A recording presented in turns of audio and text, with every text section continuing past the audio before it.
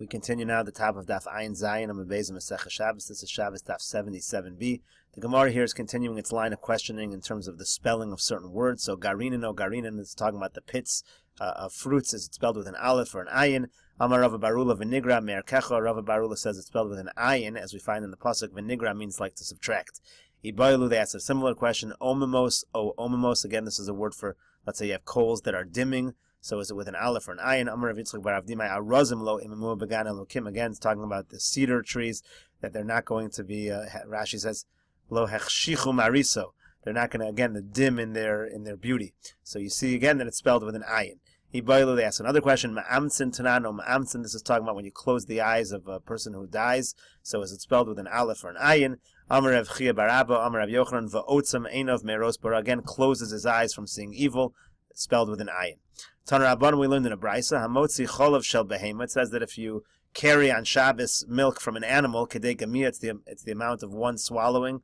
So that's the amount that's considered chashav and you're chayiv for carrying on Shabbos. Cholav shel isha, if it's, let's say, milk from a woman, veloven shel beitza, or the white part of an egg, kedei litan b'meshifa shel kilor, in order to put it in this ointment that you put on the eye. And kilor, how much of that is considered chashav? Kedei lashav b'mayim, in order to dip it in water, essentially to put it, Rashi says, to put it on the person's two eyes.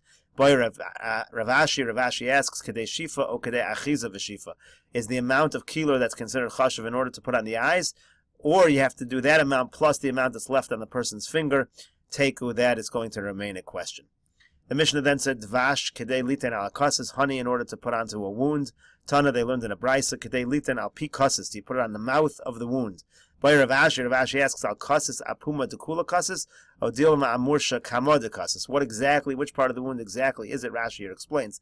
Apuma dekula kasis v'chom maka kriyapeh, the whole mouth is, that entire area of the wound, the whole mouth of the wound is considered where you have to be able to put this stuff.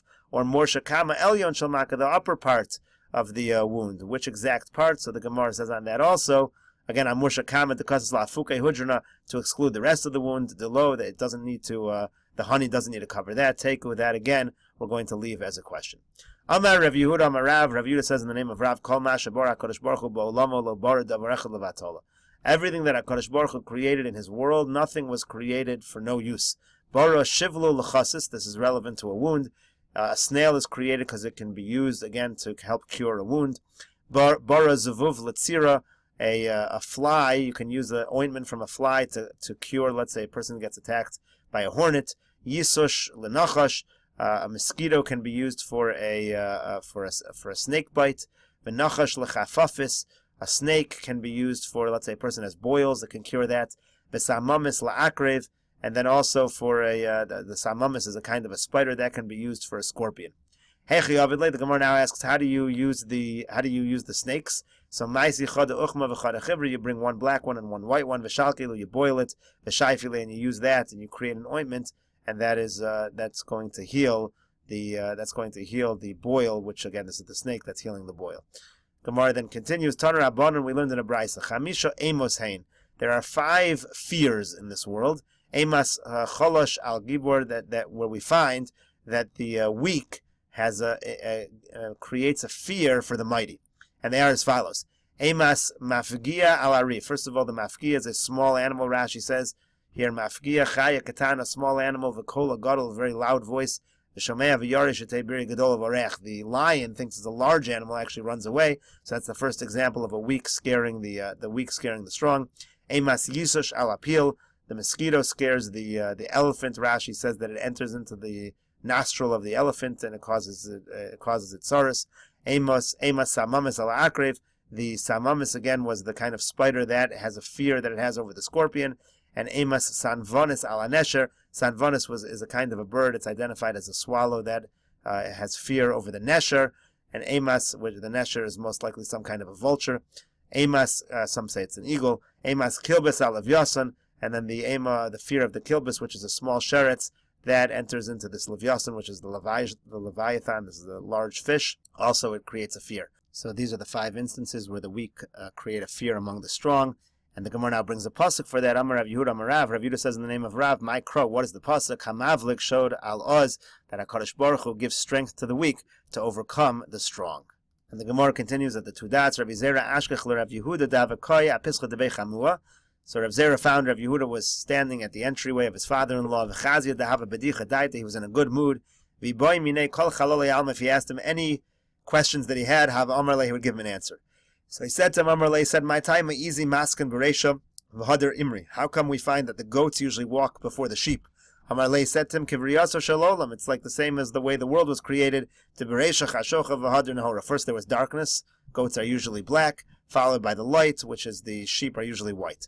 My time, ahani mechasian v'hani megali. And then he asked, how come when it comes to one of the animals, it's the area of the they're covered, meaning with the area of the erva is covered with a tail, but when it comes to the goats, they don't have a tail, nothing is covered up, it's revealed, it's megalion by the goats. So he answered, Hani de mechasinon minayu mechasian. The sheep, which we use their wool to cover ourselves, so it has a tail to cover itself. V'hani de lo mechasinon, but the goats we don't use for clothing, minayu from them megalion, so therefore they're revealed. He asked him, my time, agam lo zuter ganuvse, how come the camel has a small tail? Mishum da'achal kitsi, because it eats from among the thorns. If it had a long tail, the tail would be damaged by the thorns. My time, atura aricha ganuvse, how come an ox has a long tail? Mishum da'dayer ba'agame, because it lives amongst the swamps. Uvoy lekarkushe bakai, and he wants to hit has to hit the mosquitoes. My time, akarna de kamsa rechicha, how come the horns of a locust are very soft, or are soft? Mishum da'dayer bechilfi, because it lives amongst the aravas. Vikashia Nadia Mesavra, and if it had a stiff horn, that's what it uses to see. The locusts use their antennas to see, so if it was stiff, it would end up breaking off, and it would be blind. Damar Shmuel, because Shmuel said, Haiman de Boyd, listen, if you want to make a locust blind, Leshlofino Lakarni, take away those antennas, that's essentially what they use to see, so that's why they have to be flexible, so that they can be amongst the arovos, amongst these leaves, and they're not going to get damaged. My time, Hai Timra de Tarnagola Midli Laelo, so how come the eyes, the eyelids of the rooster, they actually go from the bottom eyelid goes up to cover its eyes, not like most animals where the top eyelid goes down. So the Gemara explains the diary adape, because he lives up on the boards, up high on the boards. The ayel kitra mesavra, when the smoke would come up, let's say there's fire below, and he's living up on top of the roof, so then it's going to blind the animal, and therefore the eyelids have to close in that fashion to protect from the smoke. Then he asked him a number of words. Again, these are all questions that he asked of Rabbi Yehuda. He asked him a number of words where they come from. So where's the word dasha, which is the threshold where a person enters into a house? Where does that word come from? Derech sham, the way there. It's the entryway. Darga, what about the word darga, which means step? Derech gag, it comes from the way to the roof. Maschulisa. Maschulisa was the word that they used for dips. So for that, it's masai tich lada. When is this ever going to finish? Because the dips, when you're eating, they last a long time. What about the word besa, which means house? Ba ve'esav ba, come and sit in here. Biksa, what about the word biksa, which is like a small house? So for that he said be'aksa, which basically means a small house. Kufsa, Rashi has a number of opinions what a kufsa is. It could be it's a mortar. It could be that it is some kind of a measurement for wheat. It could also be it's some kind of a board of wood that people sat on. In any case, he said that came from kof v'siv. If you turn it over, you can sit on it. Livni, what about livni, which are bricks? So livnei b'nei, they last for many generations. Something made out of bricks is durable. Hutza is when you have small bushes that act as a kind of a partition. So that's a chatzitza, it's a separation. What about the word chatzva? So Rashi, so that's chatzva is like a pail or a jug that you use to bring up water. Shechotzev mayim in nahar, it carves the water out of the river. Kuza, what's a kuza? Kuza is a small pitcher that holds a little bit of water, so that is from the word kazeh, which means a small amount. Shutisa, what about that? Shutisa is it was a kind of hadassim, myrtle branches, which were used, which they danced in front of the kala with. So that shtusa comes from the word, you look like you're crazy when you're dancing. A person looks like a shota, he looks like he's insane when he's dancing in front of the kala. Then the Gemara, then he asked him, Meshichla, what about Meshichla? So a Meshichla means that a Meshichla is like a large basin that people wash their hands and feet with. So for that he said, Mashikula, everybody washes their hands with water from this thing. Then he asked him Mashchilsa, which is essentially a small basin which is used to wash out of. So for that he said Mashikalsa, the kala, the important people, they use this to wash. It's not used for everybody. That's as opposed to the Mashichla, which is for everybody.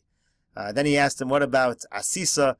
Asisa is Rashi says means a mortar. Again, so for there they had the mortar and the pestle in order to grind things. So why is it called asisa? Chasirta, because it was missing. It had a hole in it, that's how you put it together with the pestle.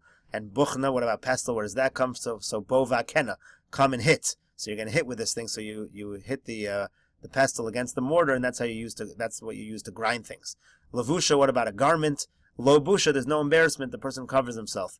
Glima is like a cloak. Shanasebo kagolim, looks like a golem. He looks like a form. It's such a large piece of clothing that the person's wearing. You can't even see any of the person's limbs. He's completely covered. And then he asked him, what about gulsa?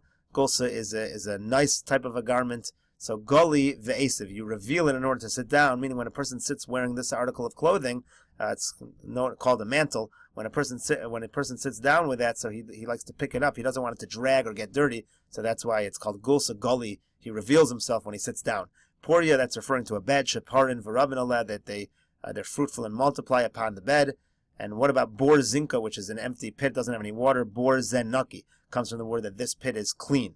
Sudra, which is it means like a handkerchief, or essentially here in this case it means some kind of a turban that the Talmid Chachamim used to wear. So for that comes from Sod Hashem Lireyav, that the secrets of God go to those who fear him, to the Talmid Chachamim. So the Sudra was worn by Talmid Chachamim. Apadna is basically like a mansion or a palace. That means a pischadein. In this doorway, Rashi explains that everyone would come to the door of the palace in order either for judgment or to serve the king. Taner Rabbanan, we learned in a Brayso Shlosha, there are three things called Manshem Azkinin, Mosif and Gvur. As they get older, they get more might. Ve'elohena, they are as follows: dog, v'nachash, v'chazir, a fish, a snake, and a pig. The Mishnah then said, Shemen kedei losuch aver katan, oil, what's considered chashiv, that when you carry it on Shabbos, you're chayiv, it's in order to anoint a small limb. Amri devei Rabbi Yanai, they said in the yeshiva of Rabbi Yanai, Shemen kedei losuch aver katan shal katan ben yomo. It doesn't just mean a small limb, it means a small limb of a baby just born. So Meisvei, they asked, Shemen kedei losuch aver katan v'katan ben yomo. The Brisa says it's in order to anoint a small limb, or it seems to be a katan, the entire katan. It doesn't seem to be the limb of a katan. So the Gemara says, "My lav aver katan de gadol." Isn't the way to read it, the way you read the Brisa, that it's a small limb of an adult. The aver gadol shall katan ben yomo. And then when it says v'katan ben yomo, it doesn't mean the entire katan ben yomo, but at least it means a large limb of the katan ben yomo. So it's not true.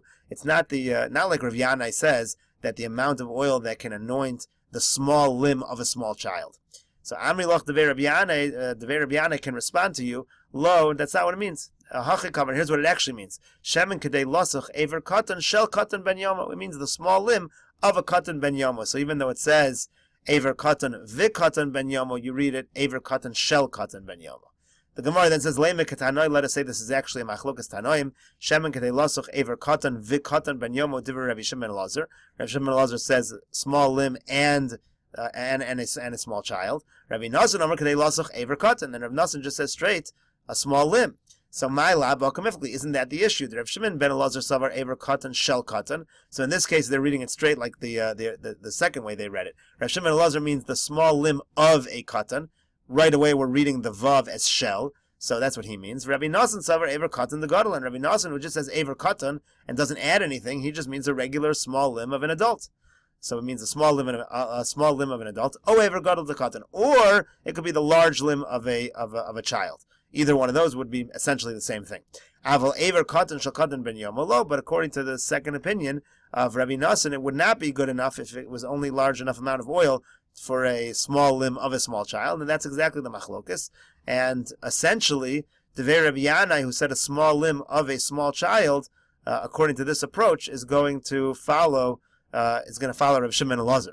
So the Gemara says, lo, no, the kuli alma ever katan the katan ben yomo lo. It could be everybody disagrees with Rabbi Yanai in this brisa, and everybody agrees the small limb of a small child would not be good. And the Gemara will continue the discussion of what exactly the machlokas Rabbi Shimon ben Elazar and Rabbi Nasan is in the next daf, and we'll see that on the next video.